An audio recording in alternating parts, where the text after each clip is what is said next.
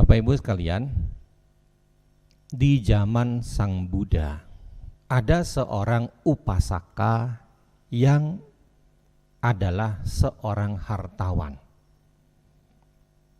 Karena memiliki harta yang melimpah, dia juga sangat dermawan. Nama aslinya adalah Sudatta. Karena dia sering berdana kepada mereka yang kelaparan, maka masyarakat memberi dia julukan Anathapindika, pemberi makan kepada mereka yang lapar. Anathapindika tinggal di kota Sawati. Sawati adalah ibu kota kerajaan Kosala.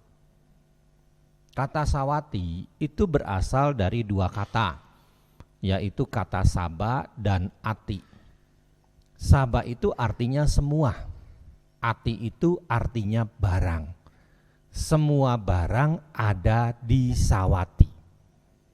Jadi maksudnya, kalau seandainya masyarakat atau orang pada masa itu membutuhkan suatu barang, dia sudah mencari ke kota-kota lain, tapi dia tidak mendapatkan barang yang dicari. Begitu dia mencari di Sawati, makanya dia mendapatkan barang tersebut. Dari sinilah kenapa kota itu disebut Sawati. Semua barang ada di Sawati. Sebagai pedagang, Anathapindika kerap kali melakukan perjalanan dagang keluar daerah, keluar kota. Ya, nah Bapak Ibu sekalian, pedagang-pedagang India itu kerap kali melakukan perjalanan yang jauh buat dagang. Makanya wajar kalau seandainya kita di Nusantara pada masa lalu itu sudah punya interaksi dengan masyarakat India.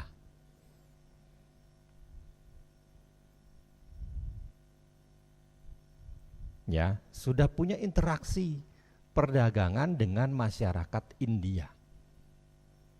Kalau kita baca Jataka, kan banyak kisah-kisah pedagang di dalam Jataka.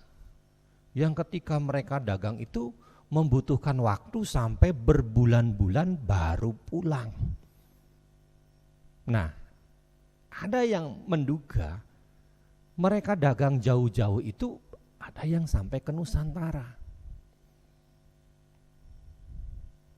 Nah, Anathapindika ini dagang dari Sawati ke Rajagaha.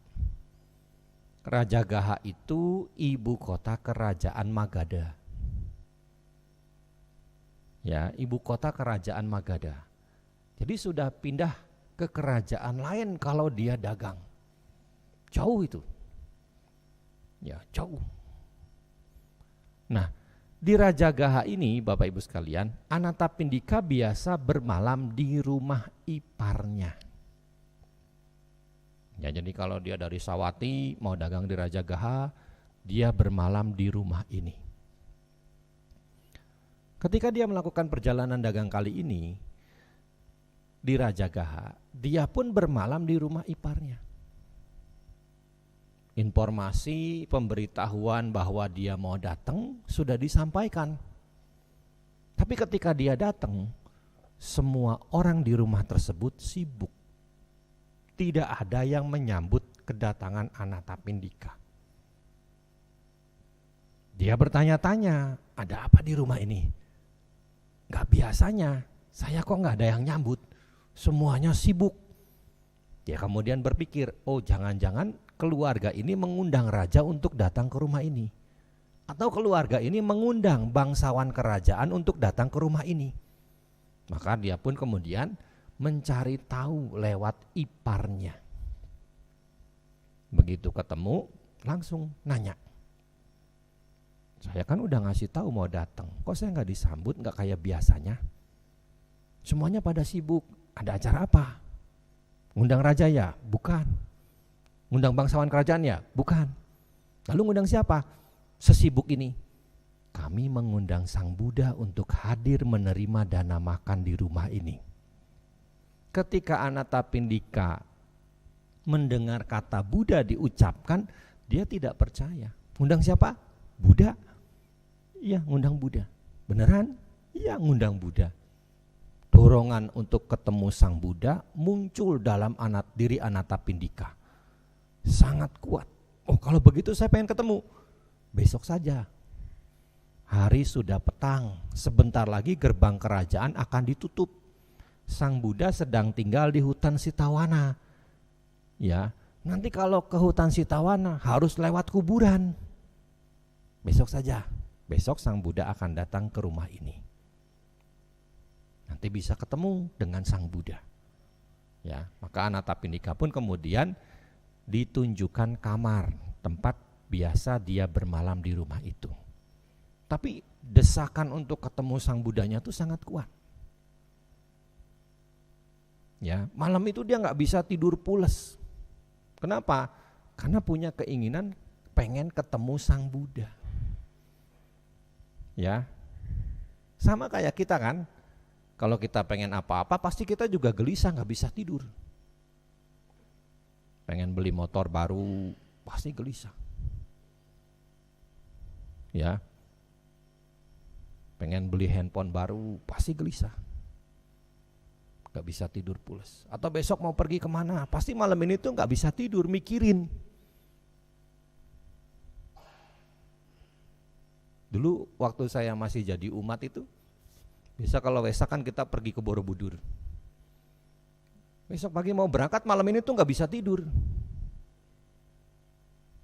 Gelisah. Ya dulu kan masih belum ada jalan tol Trans Jawa. Ya, jalanannya jauh. Tolnya cuma sampai Cikampek, setelah itu jalan biasa, masuk tol lagi di Semarang. Ya kan? Iya. Bisa 14 jam sampai Borobudur, bisa 16 jam sampai Borobudur. Pernah waktu saya masih SD atau SMP itu mobilnya sampai mogok berkali-kali di jalan. Ya, sampai mogok berkali-kali. Sampai tanya-tanya ke warga, Borobudur masih jauh enggak? 10 kilo lagi, kita jalan kaki aja yuk, soalnya mobilnya mogok. Ya, saya masih ingat itu di daerah mana itu, Ambarawa kayaknya itu. Ya, ada jembatan yang berkelok tajam itu. Ya, ada ya. Nah, berkelok tajam sekali itu. Terus nanjak, turun, nanjak gitu. Ada ya? Nah, padahal sudah hampir 30 tahun lalu. Ya, nah, nggak bisa tidur Anathapindika malam itu. Sampai terjaga 3 kali dia. Nah, ketika dia terjaga yang ketiga, hari sudah subuh. Maka dia pun bangun dari peraduannya, dari ranjangnya. Dan ketika dia bangun, dia ingin ke tempat Sang Buddha di hutan Sitawana. Padahal matahari belum terang. Matahari belum terbit, hari masih gelap. Ya kalau sekarang mungkin jam 3, jam 4 kan subuh.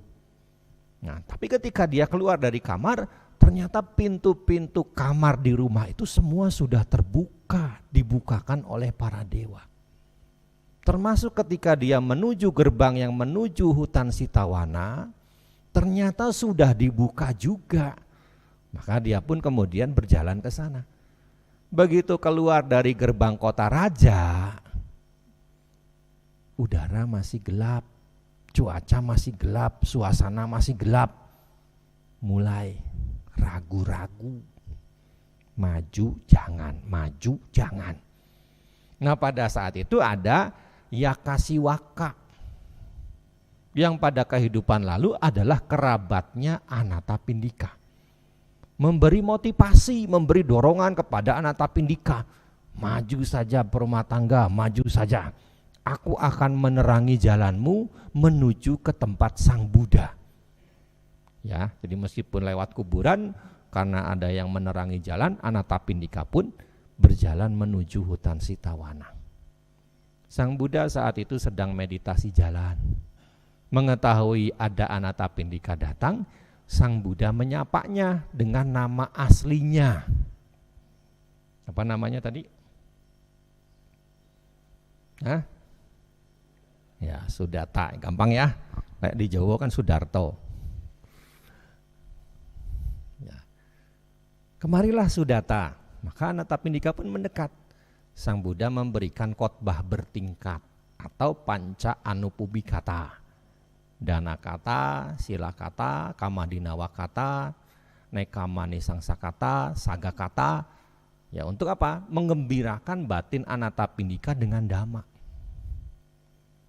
Khotbah tentang dana, melatih sila, bahayanya memuaskan keinginan, ya, bahagianya meninggalkan keduniawian, dan juga kebahagiaan surgawi. Anathapindika makin gembira, makin riang. Batinnya sudah siap untuk diberi ajaran lanjutan. Apa? 4 kebenaran mulia. Sang Buddha membabarkan 4 kebenaran mulia kepada Anathapindika. Anathapindika pun kemudian menembus dhamma, mencapai tingkat kesucian Sotapanna. Dia pun kemudian mengundang Sang Buddha untuk menerima dana makan dari tangannya esok hari. Karena hari itu kan sudah berganti hari, maka yang dana makan adalah iparnya. Sang Buddha menerima dengan berdiam diri. Setelah itu Anathapindika pun pamit kembali ke rumah iparnya.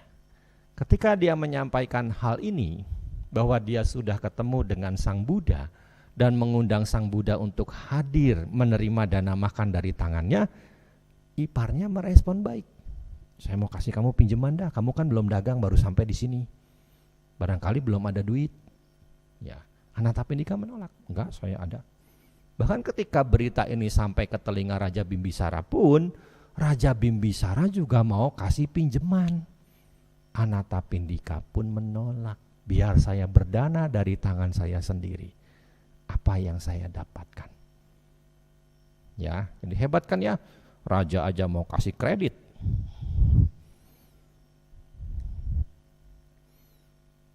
Nah, Bapak Ibu sekalian, maka keesokan harinya Anathapindika pun melayani Sang Buddha.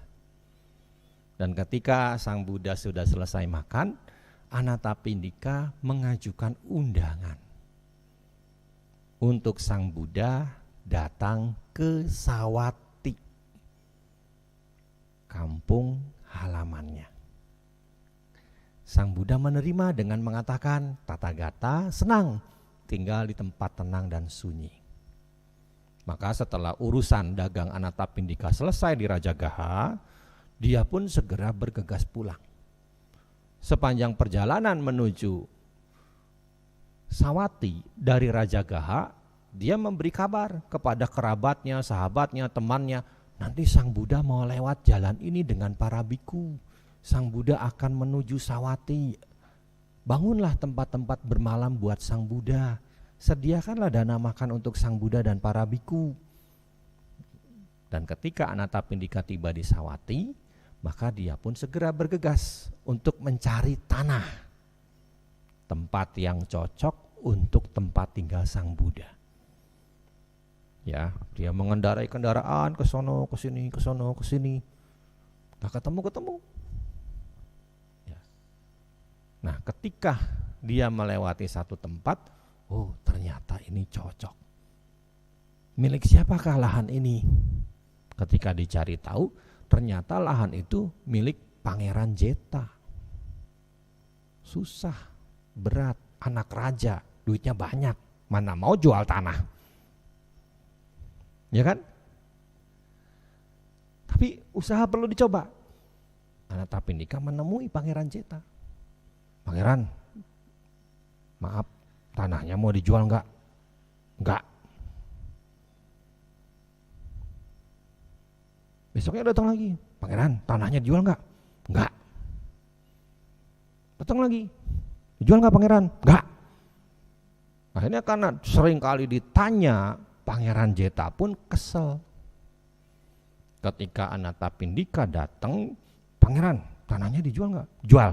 Asal kamu berani nutupi hamparan tanah ini dengan kepingan uang emas. Oke, sanggup? Nah, enggak jadi. Akhirnya karena hal ini, kemudian Anatapindika mengadukan hal ini ke pengadilan. Dan pengadilan memenangkan Anatapindika. Kenapa? Karena Pangeran Jeta sudah buka omongan. Dijual asal ditutupi dengan kepingan uang emas. Dan Anatapindika sudah menyanggupi. Maka setelah Anatapindika menang di pengadilan, dia pun segera menutupi hamparan tanah milik Pangeran Jeta dengan kepingan uang emas. Pangeran Jeta mula-mula nggak percaya. Maka ketika dia sempat, dia mengunjungi lahan miliknya, mencari tahu beneran nggak ini ditutupi dengan kepingan uang emas. Jangan-jangan dia bohong. Maka dia ke lokasi. Begitu dia tiba di lokasi, dia takjub. Wih, beneran ini orang. Nggak bohong ini, nggak main-main ini. Pasti ada sesuatu sampai dia berani beli dengan cara seperti ini. Ya, maka ditanyain, buat siapa tanah ini? Buat Sang Buddha dan para biku tinggal. Nah, ketika mendengar kata Sang Buddha, Pangeran Jeta pun kemudian mengatakan, stop, sudah, sepertiganya biar saya yang berdana. Ya, makanya wihara itu kemudian diberi nama dua, Jetawana Arama, Anatapindika Arama. Ya kan? Yang menjadi tempat khotbah-khotbah populer banyak disampaikan di sana. Beli tanah dihabiskan dana 18 juta keping uang emas. Pembangunan dihabiskan 18 juta keping uang emas. Peresmian dihabiskan 18 juta keping uang emas. Jadi total Anatapindika membangun wihara Jetawana habis 54 juta keping uang emas. Tapi tidak sia-sia. Kenapa? Karena dari 45 wasa yang dijalani oleh Sang Buddha, 19 wasa dihabiskan di Jetawana. Ya, 19 wasa dihabiskan di Jetawana. Maka kalau kita baca sutta Bapak Ibu sekalian, jangan heran kalau latar belakang tempatnya di Jetawana, di Anatapindika Arama. Ya, Manggala Sutta Jetawana, Sutta apa Jetawana, nggak usah heran. Kenapa? Karena memang Sang Buddha lama tinggal di Jetawana ini. Ya, jadi dari 45 wasa yang dijalani, 19 wasa di Jetawana. Kalau secara keseluruhan, Sang Buddha tinggal di Sawati itu ada 25 wasa. Yang 6 wasanya itu di Puba Arama, wihara yang dibangun dengan biaya yang besar juga oleh Upasika Wisaka. Nah, Bapak Ibu sekalian, Anatapindika punya seorang istri dan 4 orang anak. 3 anaknya perempuan, 1 anaknya laki-laki. 3 anak perempuannya sudah mengenal ajaran Sang Buddha, sudah mengenal Dhamma. 2 dari 3 anak perempuannya sudah mencapai tingkat kesucian Sotapanna. 1 anak perempuannya mencapai tingkat kesucian Sakadagami. Ya, anak perempuannya yang Sakadagami ini meninggal lebih dulu daripada Anatapindika. Ketika anaknya sakit yang Sakadagami ini, Anatapindika mengundang para biku untuk baca parita. Lalu Anatapindika berpesan, anakku kalau mau pulang, pulang saja dengan tenang.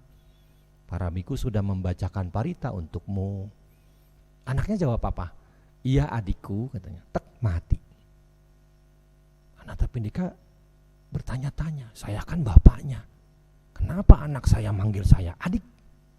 Jangan-jangan kesurupan. Ya, akhirnya cerita ini pun disampaikan kepada Sang Buddha. Sang Buddha Maha Tahu. Anatapindika, ya Sang Buddha memberikan penjelasan. Kenapa anakmu itu memanggilmu dengan sebutan adik? Karena tingkat kesuciannya lebih tinggi daripada tingkat kesucianmu. Anakmu itu sudah mencapai Sakadagami, sedangkan dirimu masih Sotapanna. Tidak usah gelisah, tidak usah khawatir. Ya, maka Anatapindika pun kembali tenang. Nah, yang dia pikirkan sekarang adalah anak laki-lakinya. Jadi meskipun Anatapindika dekat dengan Sang Buddha, istrinya dekat dengan Sang Buddha, 3 anak perempuannya sudah dekat dengan Sang Buddha, sudah mengenal Dhamma, sudah mencapai kesucian, tapi anak laki-lakinya ini gak pernah mau belajar Dhamma, gak pernah mau ketemu Sang Buddha, gak pernah mau ke wihara. Anatapindika berpikir, kalau anak saya kayak begini, maka ini bisa membawa celaka bagi dirinya. Saya harus berusaha agar anak saya yang satu ini, namanya Kala, juga mengenal Dhamma, juga mengenal Sang Buddha Dhamma Sangga. Dan dia mengatakan dalam dirinya, di dunia ini tidak ada yang tidak bisa ditaklukkan dengan hadiah. Nah, dipanggil Kala. Kala, mau duit gak? 1000 keping uang emas. Mau Pak? Siapa yang gak mau? Tapi harus ada syaratnya. Apa syaratnya Pak? Ke wihara sono. Ke wihara ya Pak? Gampang. Beneran ya? 1000 keping uang emas. Deal ya? Maka Kala pun sepakat. Dia berangkat ke wihara di petang hari. Sampai di wihara bukannya menghadap Sang Buddha. Sampai di wihara bukannya mendengarkan Dhamma. Dia cari tempat buat melungker. Tidur. Jadi umat-umat yang datang ke wihara mendengarkan khotbah dari Sang Buddha, dia malah tidur di wihara. Tapi Anatapindika tahu anaknya ke wihara, dia sangat gembira, sangat senang. Wih, saya gembira, saya senang anak saya mau ke wihara. Maka ketika hari menjelang, ya, Anatapindika cepat-cepat pergi ke dapur. Sebentar lagi Kala pulang. Tukang masak, ayo masak makanan yang enak-enak buat Kala. Saya senang anak saya mau ke wihara. Benar saja tidak lama kemudian Kala pulang. Anatapindika menyambut. Sini anakku sini. Wah, papa senang sekali kamu ke wihara. Ayo makan. Sudah dimasak makanan kesukaan kamu. 1000-nya mana? Makan dulu lah. Enggak, 1000 dulu. Ya.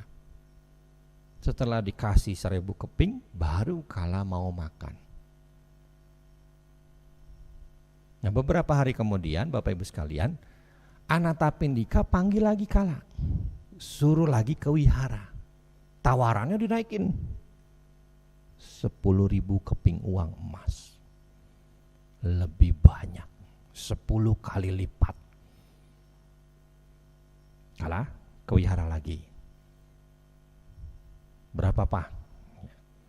Wani piro? 10.000 keping uang emas. Wow. Tapi kamu hafalkan 1 kalimat Dhamma dari Sang Buddha. 1 kalimat Dhamma aja ya Pak? Ya, enteng, kecil. Deal. Maka dia berangkat lagi ke wihara. Karena dia cuma berpikir hanya menghafal 1 kalimat Dhamma, maka dia duduk paling belakang. Sang Buddha tahu bahwa Kala ini tujuannya ke wihara untuk seperti itu. Maka oleh Sang Buddha, Kala ini dibuat gak mengerti. Karena gak ngerti-ngerti, dia duduk jauh di belakang, maju 1 baris. Belum ngerti juga. Maju lagi 1 baris, belum ngerti juga. Maju lagi 1 baris, belum ngerti juga. Terus maju 1 baris, 1 baris, 1 baris, sampai dia udah di tengah. Dia gak sadar bahwa dia udah ada di tengah-tengah. Umat yang hadir belum ngerti juga, maju lagi, terus dia maju. Sampai akhirnya tanpa dia sadari, dia sudah ada di hadapan Sang Buddha. Sang Buddha lalu membuat Kala itu mengerti apa yang beliau sampaikan. Kala pun mencapai tingkat kesucian Sotapanna. Ya, nah ketika hari menjelang, Sang Buddha siap-siap pindah patah ke rumah Anathapindika. Kala yang sudah Sotapanna mendampingi Sang Buddha, membawa mangkok Sang Buddha bahkan. Tapi di tengah jalan dia gelisah. Jangan-jangan nanti papa di depan Sang Buddha ngasih 10.000 itu. Malu saya nanti. Ya, itu. Malu saya nanti. Ya. Semoga enggak. Nah, akhirnya terus Anathapindika senang melihat Kala kali ini datang dengan mendampingi Sang Buddha. Anathapindika belum tahu kalau Kala sudah mencapai Sotapanna. Ya, Anathapindika berpikir, kemarin waktu disuruh ke wihara, pulang dari wihara disuruh makan, gak mau sebelum dikasih duitnya. Nah sekarang makanya siap pelayan sini, 10.000 kepingnya siapin. Tuh Kala sudah deket, dia mendampingi Sang Buddha. Senang sekali saya. Pasti dia sudah hafal satu kalimat dhamma yang diucapkan oleh Sang Buddha. Maka begitu semakin dekat, ya Anathapindika mengambil kantong uang. Kala, ini 10.000 keping. Ada apa Pak? Gak usah Pak, gak usah. Wah, yuk ambillah. Ya, akhirnya Sang Buddha bertanya, ada apa? Ya meskipun Sang Buddha Maha Tahu, tetap beliau itu bertanya. Ini Bante, kemarin tuh Kala suruh ke wihara. Yang lalu pertama kali ke wihara sudah dibikinin makanan. Saya iming-iming 1.000 keping. Begitu pulang, dia gak mau makan sebelum dikasih 1.000 kepingnya. Nah makanya sekarang dia datang, sebelum dia nagih, saya kasih duluan. Lalu Sang Buddha pun menjelaskan bahwa Kala yang sekarang ini bukanlah Kala yang kemarin. Ya, Kala yang sekarang ini bukanlah Kala yang kemarin. Kala yang sekarang adalah Kala yang sudah mencapai tingkat kesucian Sotapanna. Nah Bapak Ibu sekalian, kalau kita telaah dalam kitab suci itu banyak sekali cerita-cerita seperti ini. Mudah sekali orang itu mencapai tingkat kesucian. Ya kan? Di Dhammapada Atthakatha kan banyak itu. Orang datang ke wihara mau nyuri. Ada ya cerita itu ya? Malah jadi Sotapanna. Ya kan? Ya. Kita yang sudah berkali-kali ke wihara dan niatnya nggak mau nyuri aja belum Sotapanna kan? Ya. Nah ini. Kenapa kok bisa? Nah Bapak Ibu sekalian, upaya yang dilakukan itu mengkondisikan buah kebajikan mateng. Ditambah lagi kondisi-kondisi yang dilakukan saat ini pun memang memiliki kesesuaian ke arah jalan pasti kebenaran. Ke arah jalan pasti kebenaran. Ya, jadi makanya ketika kita mau ke wihara, ketika kita mendengarkan dhamma, milikilah sifat-sifat seperti ini. Seperti apa? Ya, di dalam Sususati Sutta disebutkan ketika seseorang akan mendengar dhamma dan ketika seseorang mendengarkan dhamma, ada 6 hal yang perlu dia lakukan. Apa? Ya, Desyamane Sususati. Dia memang punya niat untuk mendengarkan dhamma. Dia memang punya niat untuk mendengarkan dhamma. Ya, itu kan sudah ada jadwalnya ya. Hampir tiap hari ya ada biku-biku yang datang, ada romo-romo, ada dharma duta yang datang. Ya. Nah, pasti kan Bapak Ibu sudah baca tuh jadwalnya kan? Atau mungkin di-share lagi nanti di grup media sosial wihara. Ya, diinformasikan lagi. diinformasikan lagi. Nah, niatnya itu dimunculkan ketika mengetahui hal itu. Ya, niatnya itu dimunculkan ketika mengetahui ada kegiatan pembabaran dhamma. Niat untuk mendengarkannya ada.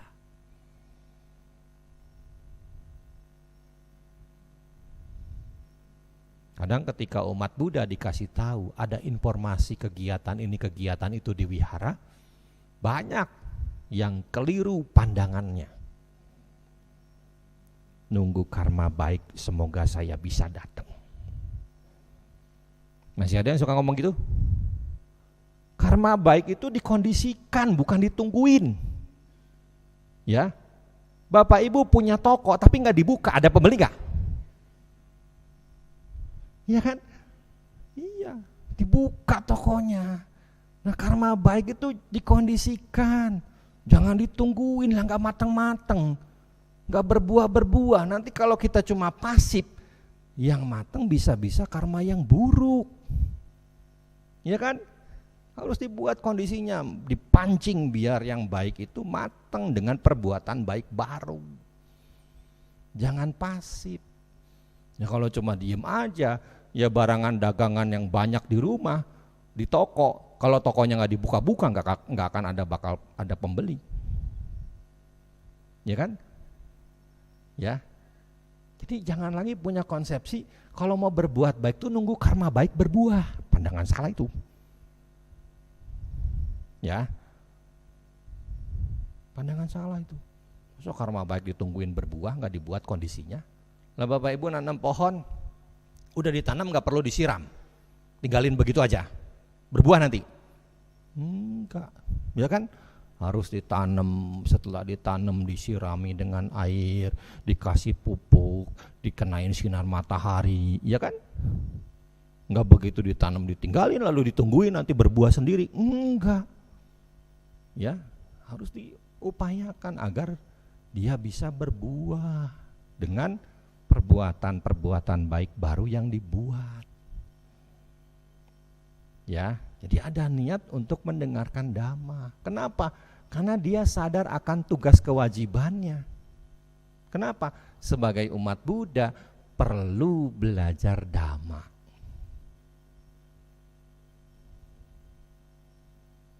Memang selama ini Bapak Ibu sekalian, kalau kita perhatikan, banyak Dharma Duta itu tidak mengajarkan kewajiban beribadah kepada umat Buddha.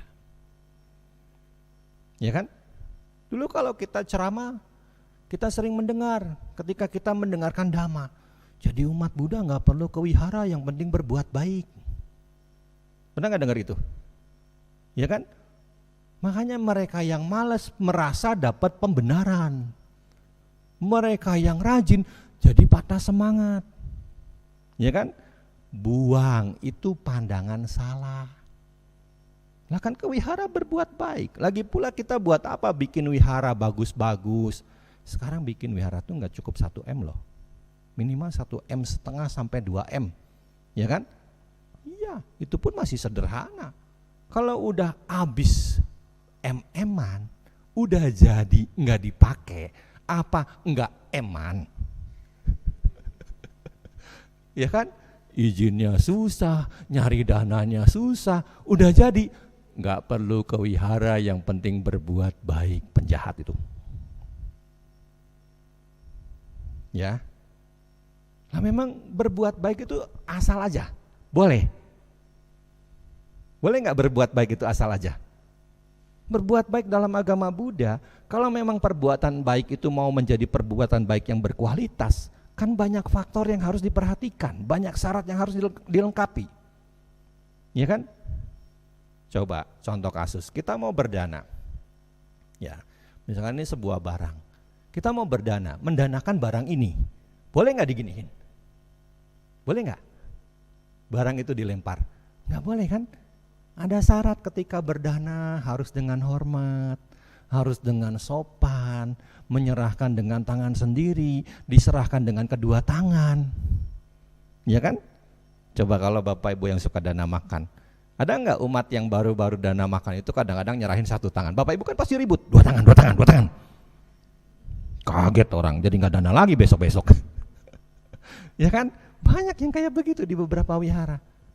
Kenapa? Kan diarahkan biar perbuatan baiknya menjadi berkualitas, biar unggulan, menjadi kebajikan yang superior. Ya kan? Nah, pemahaman-pemahaman ini didapatkan nggak kalau nggak pernah ke wihara, nggak pernah mendengarkan dhamma? Sulit.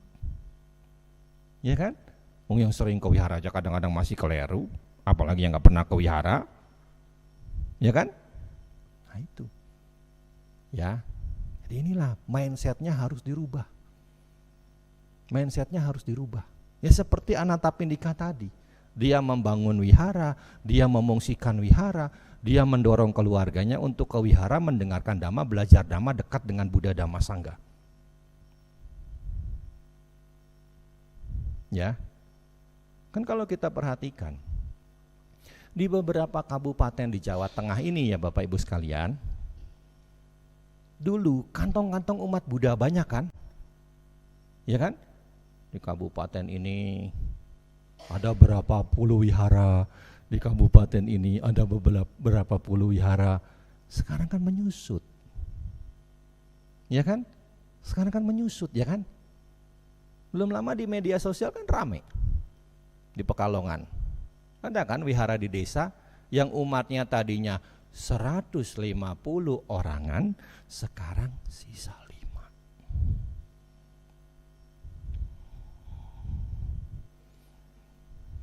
Siapa yang salah? Masih mau memegang konsep jadi umat Buddha nggak perlu ke wihara? Masih? Hah? Wihara ini sudah 10 tahun ya? Nah, berapa M dulu 10 tahun lalu? Berapa? 1 M. Nah, 10 tahun lalu. Sekarang bisa 3-4 M kan? Iya kan? Bahan bangun kan naik kan? Karena inflasi jalan terus tiap tahun kan? Iya. Ongkos tukang aja kan udah mahal sekarang ya. Tukang rata-rata harian minimal 150-200 kan? Iya. Kenapa? Karena harga telurnya naik, harga berasnya naik, harga minyaknya naik, gulanya naik, ududnya juga naik. Ya, nggak mau kan? Upahnya juga naik. Ya, dulu 1 M, sekarang nggak dapat 1 M, udah dalam kurun waktu 10 tahun lalu. Ya, jadi udah bagus, udah jadi, udah susah-susah. Kadang orang tuh rela Bapak Ibu sekalian, kalau saya perhatikan umat-umat tuh kalau memang punya niat berdana, dia tuh rela kerja keras, menyisihkan dananya untuk didanakan buat pembangunan wihara. Kalau nanti sudah jadi, nggak perlu ke wihara, yang penting berbuat baik. Betapa jahatnya orang yang ngomong kayak begitu. Ya kan? Nggak menghargai susah payah kerja keras orang bekerja demi berdana. Ya, makanya mindsetnya harus dirubah. Saya umat Buddha, saya harus ke wihara belajar dhamma. Ya, saya keluarga Buddhis, kami keluarga Buddhis, saya harus ke wihara belajar dhamma.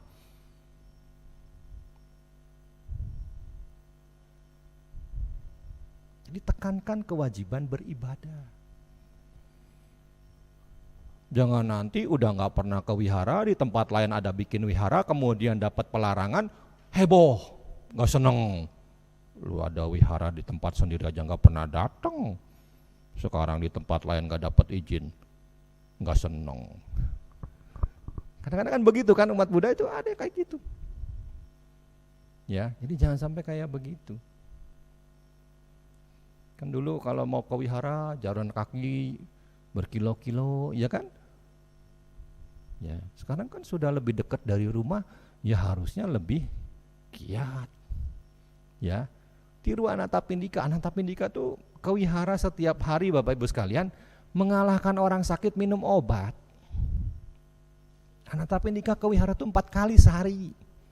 Pagi bawa dana sarapan, siang bawa dana makan siang, Sore bawa minuman yang bisa dikonsumsi setelah lewat tengah hari oleh sang Buddha dan para biku.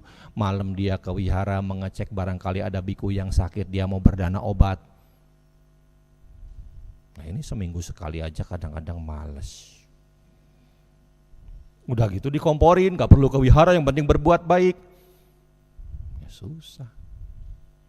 Ya, makanya sampai ada istilah umat Buddha itu ke wihara setahun sekali. Kapan? Pas mau manten. Ngejar-ngejar Romo minta diberkatin. Habis pemberkatan hilang dari wihara. Alasannya sibuk udah berumah tangga. Hidup sendiri saja sudah banyak masalah, hidup berdua tambah masalah. Setahun 2 tahun setelah menikah tambah 1 orang, 3 orang, apa enggak tambah masalah? Nggak butuh pegangan hidup kita buat menghadapi masalah dalam berumah tangga. Kan butuh ya kan? Makanya sebenarnya kalau memang sudah berumah tangga, ya ke wiharanya harus lebih rajin lagi, bukan makin males. Kenapa? Problem hidupnya lebih banyak. Pegangan hidupnya juga harus lebih kuat. Ya kan? Iya. Biar apa? Biar nggak terbanting jatuh. Ya, kan banyak kasus kesulitan ekonomi, anak diracun. Ada kan? Kasih minuman, jus, taunya dikasih racun. Ya kan? Ada. Nah, makanya Kak, jangan sampai itu terjadi. Kita butuh pegangan dhamma sebagai umat Buddha. Makanya niatkan selalu untuk selalu ke wihara. Niatkan selalu untuk belajar dhamma dan melaksanakan dhamma. Ya. Ini yang pertama. Makanya cepat tuh masuknya ke jalan pasti kesuciannya. Sekali diberi khotbah langsung mencapai tingkat kesucian. Ya, jadi sebenarnya ini satu motivasi buat kita. Sudah sering ke wihara tapi kok belum suci-suci nih. Berarti harus lebih giat lagi kan? Bukan makin malas. Harus lebih giat lagi. Ya. Kan umat Buddha kalau ditanya cita-citanya apa? Pengen jadi arahat. Ke wihara nggak pernah. Pengen jadi arahat. Sehari meditasi berapa jam? Nggak pernah. Gimana bisa jadi arahat? Meditasi aja nggak pernah. Ke wihara aja jarang. Ya, ini yang pertama. Nah yang kedua, sotang oda hati. Dia menyimak. Nah, jadi sekarang dia sudah sampai di wihara. Maka dia menyimak dengan baik khotbah dhamma yang disampaikan. Memberi perhatian, fokus, ya. Jadi meskipun ada WhatsApp masuk, nanti balesnya selesai khotbah, selesai puja bakti, nggak langsung. Ya, kadang-kadang ada, udah sampai wihara malah main game. Ada yang kayak gitu. Atau sudah sampai wihara, saat khotbah disampaikan, bikin khotbah tandingan. Ngobrol sama depan, belakang, samping, kanan, kiri. Begitu dikasih mic, diem. Iya kan? Padahal untuk bisa ceramah itu nggak gampang Bapak Ibu sekalian. Orang bisa ngomong sehari-hari ya kan? Tapi ketika dia suruh khotbah, belum tentu dia bisa. Ya, belum tentu dia bisa. Bapak Ibu hari ini ngobrol berapa jam? Dari pagi sampai jam segini. Jam-jaman kan ngobrol kan? Iya. Tapi suruh ngomong 5 menit untuk bicara khotbah, belum tentu kan bisa. Kenapa? Karena khotbah itu butuh konsep, ceramah itu butuh konsep, nggak asal ngomong. Kan kalau kita ngobrol kan kita ngomong nggak pakai konsep kan ya? Ya kan? Konsepnya nggak tertata kan? Kalau khotbah kan pakai konsep. Ada pembukaan, ada isi, ada penutup. Ya kan? Antara pembukaan sama isinya sesuai enggak, penutupnya sesuai enggak, itu kan perlu diatur. Ya, namanya ketika mendapat khotbah dhamma, simaklah dengan baik. Handphonenya taruh, kadang-kadang sebelum dimulai diinformasi sama pemimpin. Yang membawa handphone harap dinonaktifkan. Yang membawa handphone harap di silent. Kadang-kadang ada juga yang ketika khotbah dimulai ada telepon masuk, udah deringnya kenceng, diangkat juga langsung di situ. Halo katanya. Nggak tahu diri itu orang. Iya kan, jadi mengganggu yang lain kan, yang benar-benar mau menyimak. Nah, makanya kita harus ngingetin diri kita. Saya ke wihara, handphone sudah di silent atau belum? Saya ke wihara, handphone sudah dinonaktifkan atau belum? Jangan sampai mengganggu yang lain yang ingin benar-benar sungguh-sungguh belajar dhamma. Ya, jadi karena menyimak, makanya bisa mencapai kesucian. Ya, kemudian yang ketiga, anya atang upatapati. Mengarahkan pikiran untuk memahami. Kan selama kita duduk, bentuk-bentuk pikiran lain muncul enggak? Muncul kan ya? Ya, muncul kan? Mungkin sebentar muncul, aduh tadi kompor sudah dimatiin belum ya? Nah, ingat kan? Aduh. Nah, mungkin muncul pikiran lain apa? Besok mau masak apa ya? Nanti mungkin muncul, pulang dari wihara mau mampir beli nasi goreng, semoga belum kehabisan. Ini bentuk-bentuk pikiran itu pasti muncul, ya kan? Ya. Nah, makanya ketika bentuk pikiran itu muncul, ini sama seperti ketika meditasi. Jangan diikutin, jangan diikuti, jangan diikuti, ya. Tetap mengarahkan pikiran untuk memahami apa yang disampaikan. Ya, tetap fokus, tetap konsentrasi, tetap meditasi.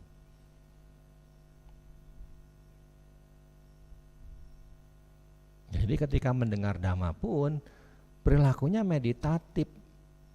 Tidak membiarkan bentuk pikiran itu berkelana ke sana kemari. Kan umumnya kalau kita berpikir jelek kan cabangnya cepat ya. Cepat sekali itu. Makanya ketika bentuk pikiran muncul, tarik lagi, kembalikan ke proses mendengar dhamma. Kalau dalam meditasi kan kembalikan kepada objek meditasi. Nah, ketika kita mendengar dhamma, ya tarik lagi, kembalikan kepada mendengar dhamma. Biar kita memahami dengan baik apa yang disampaikan. Kenapa? Karena pikiran kita mampu kita arahkan untuk tidak liar ke sana kemari. Ya, ini yang ketiga. Yang keempat, atanggan hati, menangkap maknanya. Kadang-kadang ada. Dari mana? Wihara. Ada ceramah nggak? Ada. Apa ceramahnya? Nggak tahu. Ada yang kayak gitu.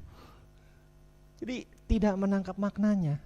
Jadi cobalah telaah gitu. Maka kalau kita mendengar, menyimak dengan baik kan pasti kita tahu maknanya apa. Oh, Bante memberi penekanan untuk umat Buddha juga beribadah. Ya kan? Bante memberi penekanan kepada umat Buddha agar juga mau belajar dhamma, agar mau melaksanakan dhamma. Jadi enggak cuma sekedar datang begitu saja. Di wihara tempat saya tinggal, dulu itu ada ibu-ibu, sudah sepuh, ada mungkin 80-an. Dulu sebelum Covid, sering kan di Jakarta itu hampir setiap bulan ada talk show, dhammatalk. Di hotel lah, di tempat-tempat gedung pertemuan lah. Nah, kami suka dapat kiriman undangan. Ada yang sponsorin. Nah, karena dapat kiriman undangan, ada yang sponsorin, ibu ini suka ikut. Kadang kalau ketemu saya suka saya tanya, Mak, kemarin ke Jakarta ya, dengerin talk show. Apa ceramah Bantenya? Hehehe, Bantenya lucu katanya. Dia kira biku itu stand up komedian kali. Ya karena mungkin bikunya juga terlalu banyak humornya gitu. Ya bolehlah biar umatnya nggak ngantuk, dikasih lelucon. Tapi kan kalau sepanjang ceramah lelucon, inti ceramahnya jadi nggak ditangkap, ya kan? Nah, itulah makanya harus dipahami. Saya pernah dikomplain sama umat di satu wihara beberapa tahun lalu. Bante mah ceramahnya nggak lucu katanya. Iya, beneran ini saya pernah dikomplain kayak begitu. Ya makanya saya jawab, Pak, kalau memang Bapak mau yang lucu-lucu, jangan ngundang saya. Undang aja Sule. Iya, jadi dikira biku itu stand up komedian kali. Ya. Ya masa mau sepanjang khotbah 1 jam semuanya suruh bikin cerita-cerita yang lucu, dan nanti umatnya pulang ditanya ceramah apa? Nggak tahu. Nah, buat apa ke wihara begitu? Kan kita mau belajar dhamma kan? Biar menambah wawasan, pengetahuan, keyakinan kepada Buddha Dhamma Sangha, biar punya pedoman untuk hidup praktik sebagai umat Buddha. Ya kan? Beneran saya pernah dikomplain seperti itu di satu wihara. Kalau saya sebutin kotanya mungkin Bapak Ibu tahu. Ya ketika masa SPD itu, jadi selesai ceramah saya disamperin sama bapak-bapak. Bante, ceramahnya nggak lucu katanya. Ya saya jawab begitu aja. Kalau memang mau yang lucu-lucu nggak usah ngundang saya lagi, undang aja pelawak. Ya, dikira bikunya badut apa? Ya, nah itu yang keempat, menangkap maknanya. Jadi setiap khotbah-khotbah yang sudah Bapak Ibu dengar selama 20 hari ini, apa maknanya? Semalam khotbahnya apa? Maknanya apa? Nangkep nggak? Hah?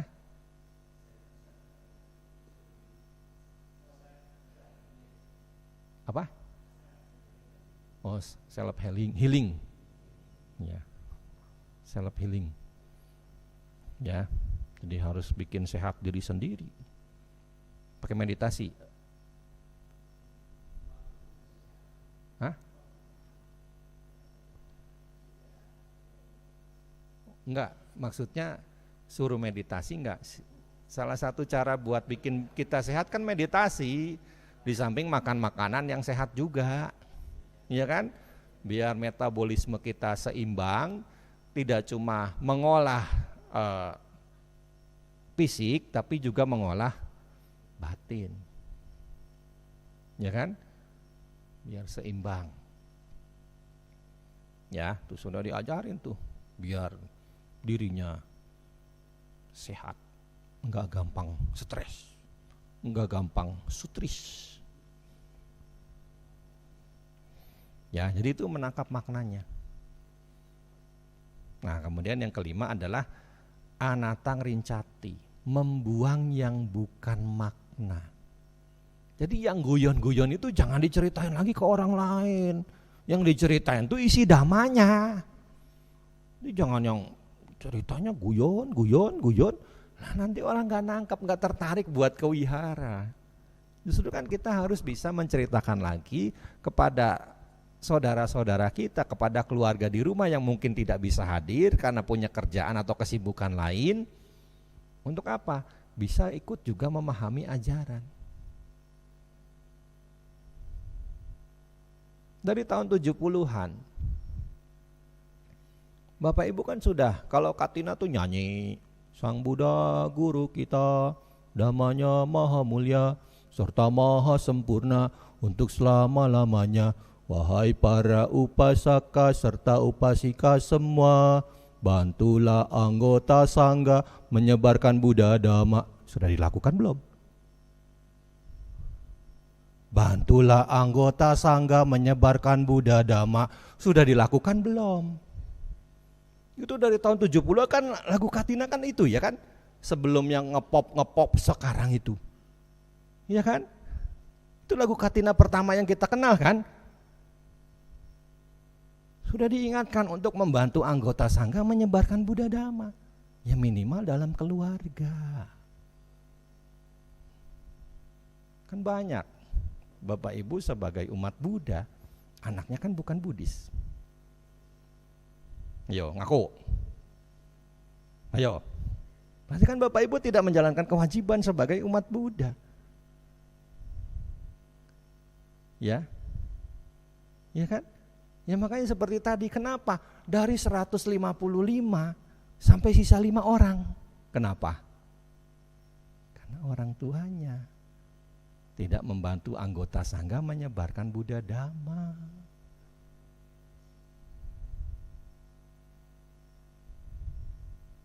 Ya kan? Ya.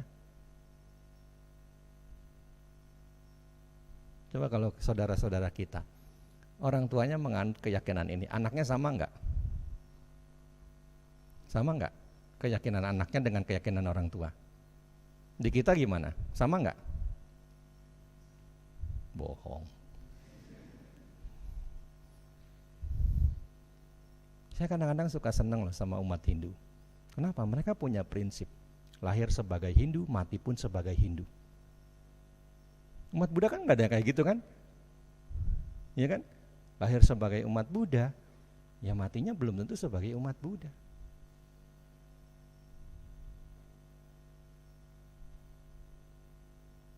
Ya kan?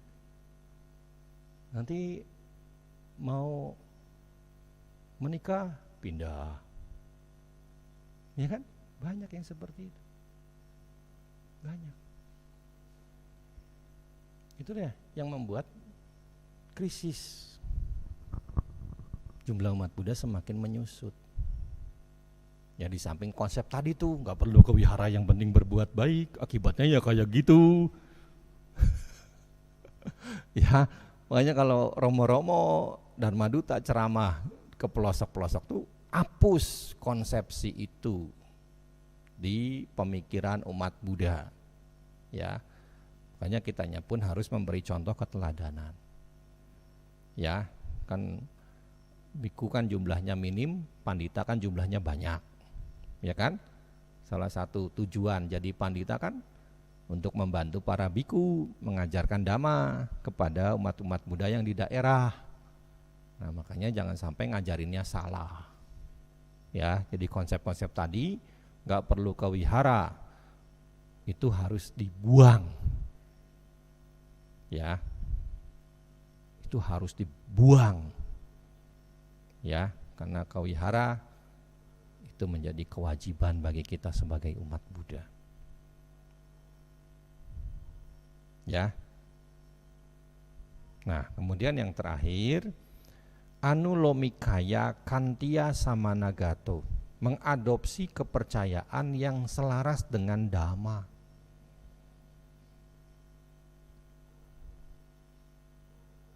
Ya. Nah, tidak semua Bapak Ibu sekalian, Dharma Duta itu mengajarkan sesuatu yang sesuai dengan ajaran Sang Buddha. Makanya di sini perlu kehati-hatian, perlu ketelitian juga dalam mengajarkan Dhamma. Kan kadang ada, ya, dalam beberapa kasus seorang biku itu melakukan pendekatan kepada umat Buddha dengan mengajarkan sesuatu yang sebenarnya itu tidak ada di dalam ajaran Sang Buddha.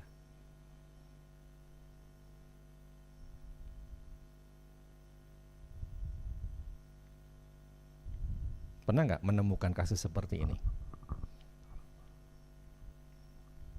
Pernah nggak? Maksud nggak sih apa yang saya sampaikan? Ya kan?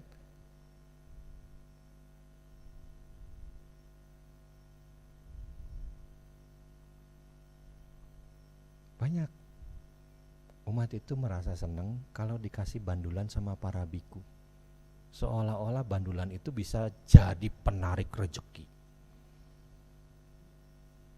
Banyak umat Buddha itu merasa senang kalau seandainya di wihara itu ketika dia datang ada pemercikan air parita. Coba perhatikan, khotbah enggak fokus mendengarkan, tapi begitu ada pemercikan air parita,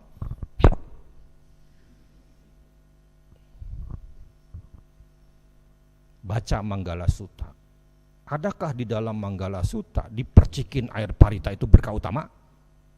Gak ada. Tapi mendengar dhamma itu berkah utama ada gak? Ada. Makanya pemikirannya, konsepsinya jangan dibalik. Fokuslah ketika ada pembabaran dhamma. Ya, kalau di negara Buddhis umumnya mereka menyimak tuh sambil anjali juga. Ya. Nah, ini sambil menyimak sambil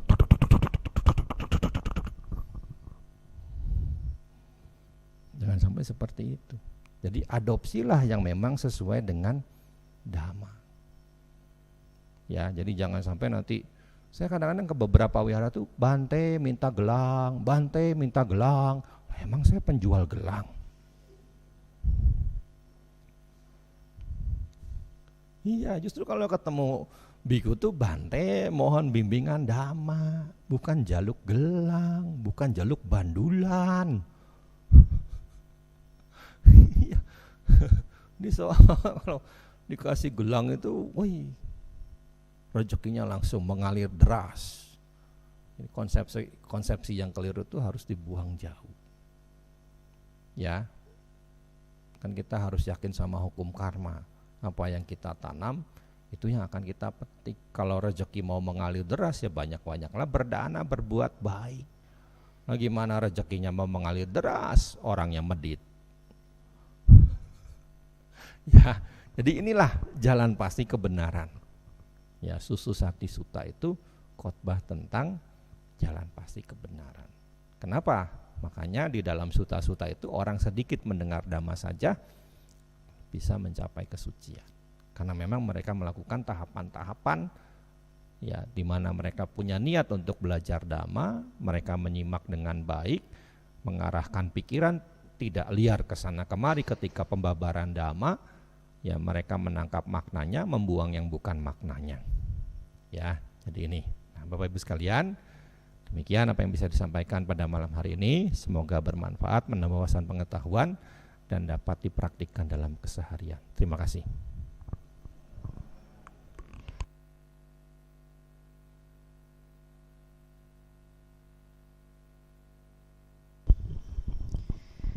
Demikian pemaparan materi Dhamma kelas yang telah disampaikan oleh Yang Mulia Biku Dhammiko Mahatera. Selanjutnya adalah sesi tanya jawab. Untuk sesi tanya jawab diberikan kesempatan bagi 3 umat yang ingin bertanya terlebih dahulu. Kepada umat dipersilahkan.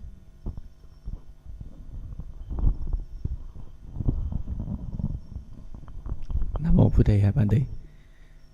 Saya agak kesentil nih soalnya. Ceramah sekarang kan bisa dilihat dari YouTube juga Bante. Perbedaannya sama di wihara gimana gitu Bante? Kan kalau di rumah kan justru lebih enak, nggak perlu kesemutan, lebih nyaman kan gitu. Nah, gimana Bante?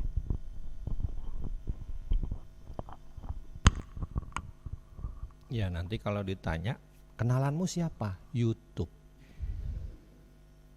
Koncomu siapa? YouTube. Kita tuh sebagai manusia kan punya sifat makhluk sosial. Kita perlu berinteraksi dengan yang lain, ya kan? Menjalin komunikasi dan sebagainya. Nah, makanya kenapa perlu ke wihara? Nggak cuma sekedar kita menyimak dari YouTube. Belum tentu juga di rumah itu bisa fokus loh. Kenapa? Suaminya dengar dhamma, istrinya sinetron. Suaminya dengar dhamma, papahnya dengar dhamma, anaknya musik jedak jeduk jedak jeduk jedak jeduk. Ya kan? Ya. Belum tentu fokus. Makanya di sini ya di satu sisi kita juga perlu interaksi dengan sesama umat Buddha, menjalin relasi dan sebagainya. Ya kan? Kenapa? Karena kita makhluk sosial yang hidup bermasyarakat, bukan sebagai individu yang memang benar-benar harus mengisolasi diri. Ya, jadi kita perlu interaksi. Kenapa kita perlu ke wihara? Ya. Kan lebih enak dengerin langsung daripada di YouTube sebenarnya kan? Oh, itulah makanya nanti YouTube-nya ngomong terus umatnya udah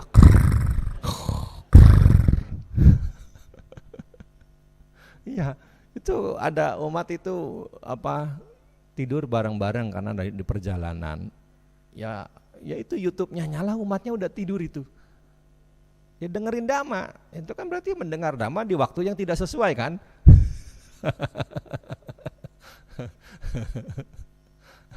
Akalena dhamma sawanang itu berarti bukan berkah utama kalau begitu.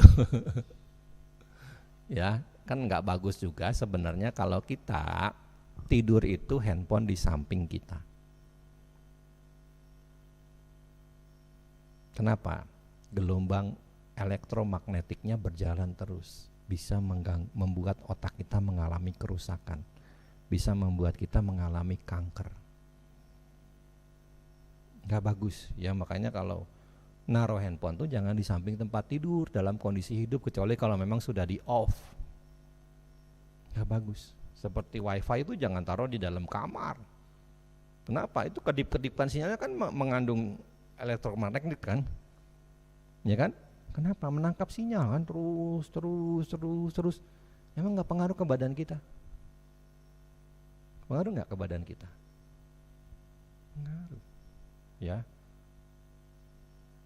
Jangan dikira bagus loh.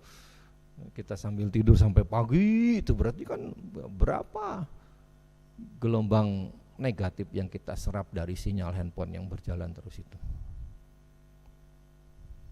Ya,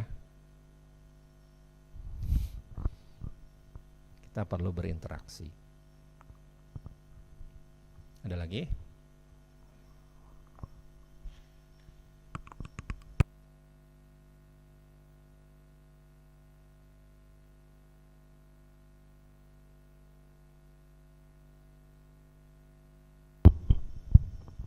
Selamat malam, nama budaya Bante.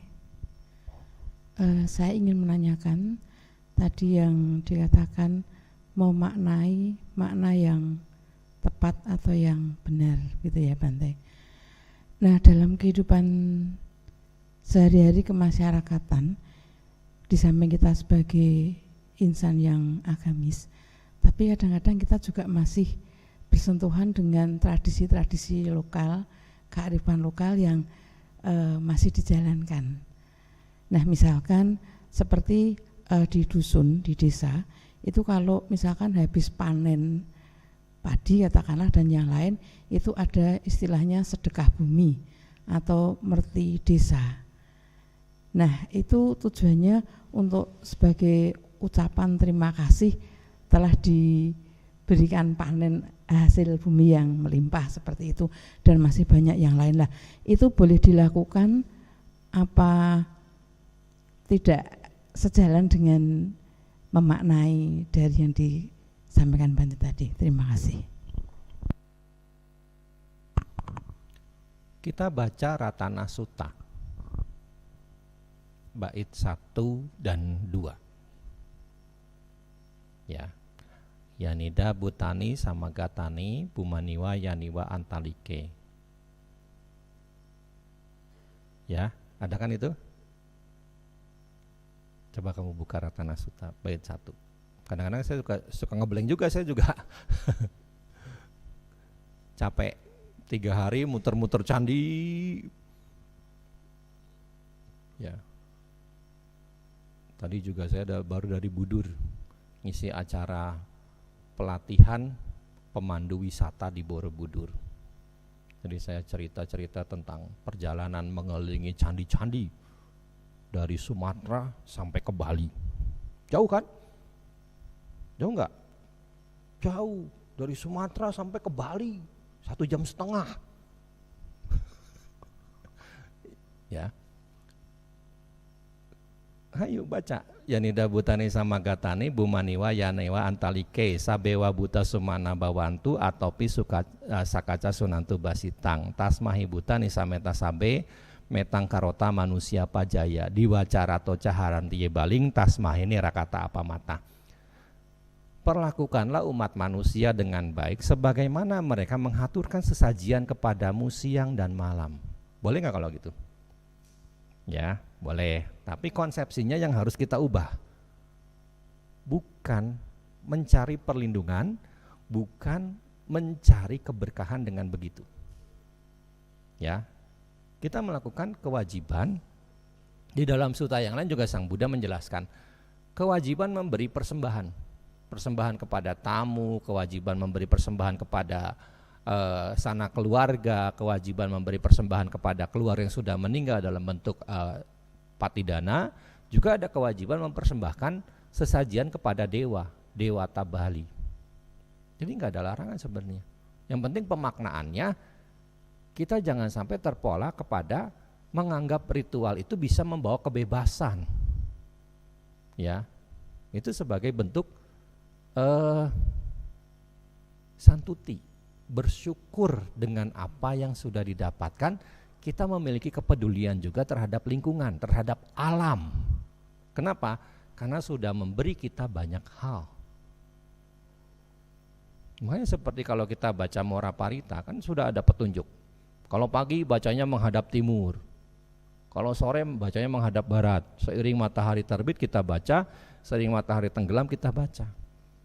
Tapi kan nggak cuma sekedar baca kan, tapi ada pemaknaan lain yang memang harus kita lakukan dari makna parita yang kita bacakan tersebut. Ya, saya sering mengajarkan juga. Masyarakat Tionghoa kan juga kadang-kadang melakukan upacara ritual di kelenteng-kelenteng, ya kan? Dulu, ya ketika mereka mungkin belum mengenal ajaran Sang Buddha, mereka mempersembahkan jeruk dengan memberi sedikit mengharap banyak, ya kan? Setelah mengenal Dhamma ya boleh-boleh saja dilakukan. Kenapa? Karena figur dewata yang dihormati itu punya jasa baik. Kenapa sampai difigurkan? Ya kan? Orang jahat ada nggak yang dibikinin patung? Ada nggak orang jahat dibikinin patung? Ya, karena orang baik makanya difigurkan dalam bentuk perwujudan arca, patung. Kenapa? Biar orang yang ngelihat bisa niru perilaku baiknya. Jadi kita menghormati kebaikan orang tersebut. Ya, jadi bukan lagi untuk nyuwun-nyuwun gitu, tapi kita mengubah konsep sebagai bentuk kepedulian terhadap lingkungan, kepada alam, juga sebagai bentuk rasa terima kasih dan bersyukur. Santuti kan diajarkan dalam agama Buddha kan?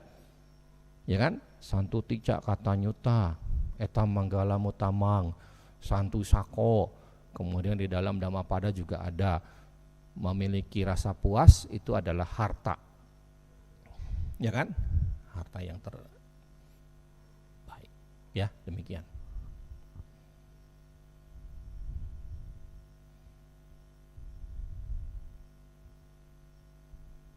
Ada lagi?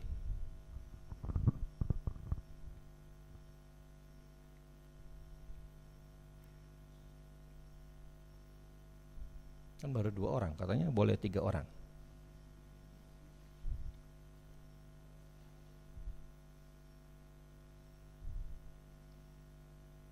Kamu mau nanya? Kali kamu mau nanya. Masih ada enggak?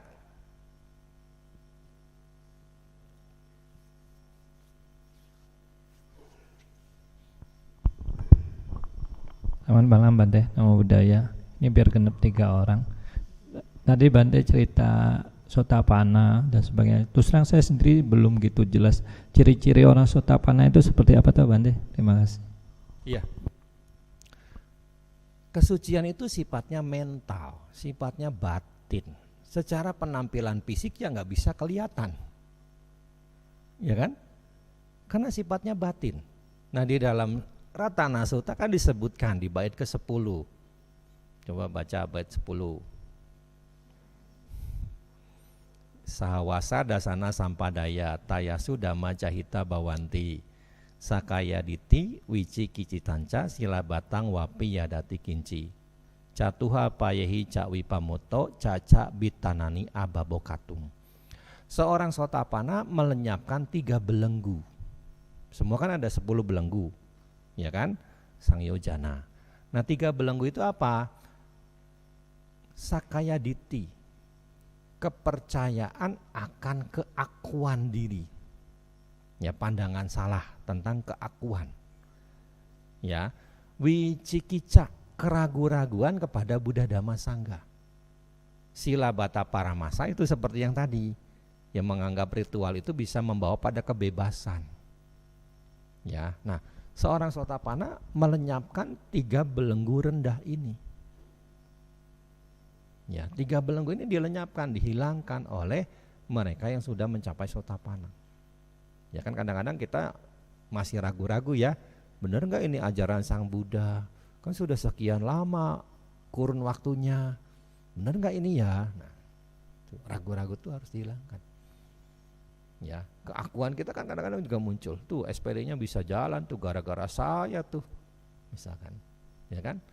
Nah seperti tadi kan ketahayulan kan kita menganggap demikian kan, kita bisa dapat berkah kalau kita sembahyang di sono, sembahyang di sini dan sebagainya. Padahal kan kita akan dapat berkah kalau kita melakukan tindakan baik. Ya kan konsepnya beda kan? Ya konsepnya beda. Bukan nggak boleh sembahyang di sono sini, boleh-boleh saja kita menghaturkan sesajian sebagai bentuk penghormatan kepada penunggu tempat, kepada Sing Baurekso, ya kan?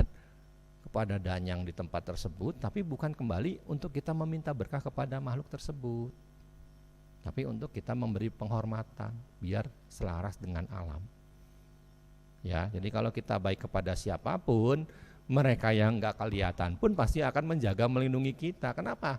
Kekuatan kebaikan kita itu menjadi magnet yang akan membuat mereka tertarik untuk dekat.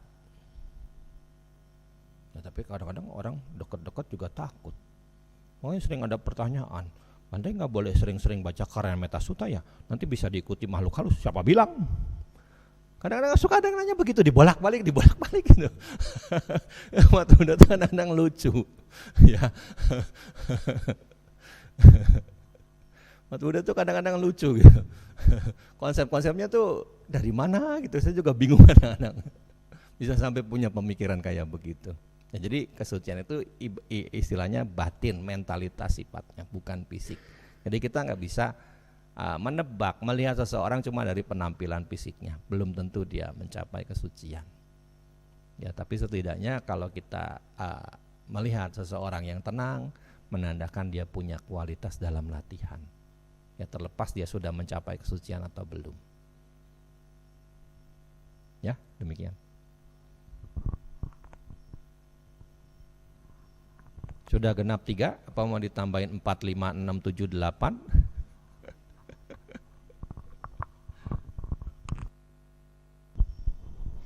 Baik, saya akan menutup sesi tanya jawab Dhamma kelas pada malam hari ini.